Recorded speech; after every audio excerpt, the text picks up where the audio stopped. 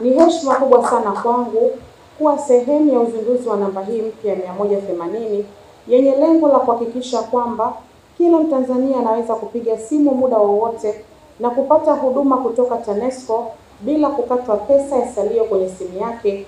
Na hii ndiyo azma ya serikali ya awamu ya 6 katika kuhakikisha tunawahudumia Watanzania kwa urahisi na viwango bora vya utoaji wa huduma. Naomba niwahakikishie serikali ya awamu ya 6 inayoongozwa na Mheshimiwa Daktari Samia Suluhu Hassan na Wizara ya Nishati chini ya Mheshimiwa Naibu Waziri Mkuu na Waziri wa Nishati Mheshimiwa Dr. Doto Mashaka Biteko imekusudia Watanzania wapate umeme na huduma bora ya umeme, na kwa hili serikali imedhamiria si kwa maneno bali kwa vitendo, kwa kuhakikisha inawafikishia wananchi huduma ya umeme na kuhakikisha wananchi hawa wanasema na kutatuliwa changamoto zao kwa kupiga simu hii bure bila malipo.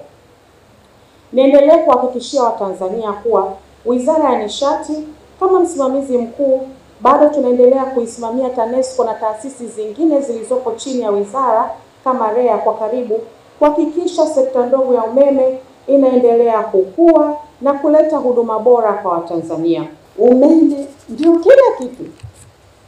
Bila umeme, tangu maisha yetu binafsi nyumbani kwetu, majumbani kwetu, biashara zetu ndogo ndogo, za kati, kubwa kubwa, na hata shughuli za kiuchumi katika ngazi ya taifa, zote zitakwama bila umeme.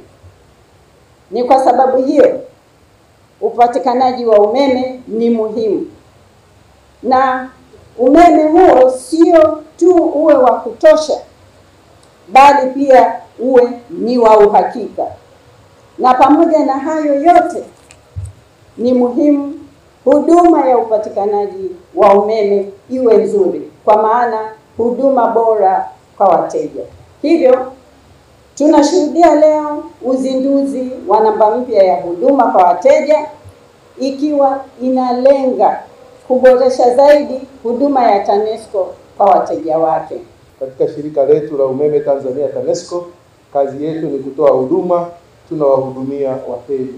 Kwa maana hiyo tuna kila sababu ya kuhakikisha kwamba huduma zetu tunazowapatia wateja wetu zinakuwa ni za kiwango cha hali ya juu kinachokidhi mahitaji ya wateja wetu, lakini pia kiwango ambacho hakiachi wateja wetu wakitulalamikia.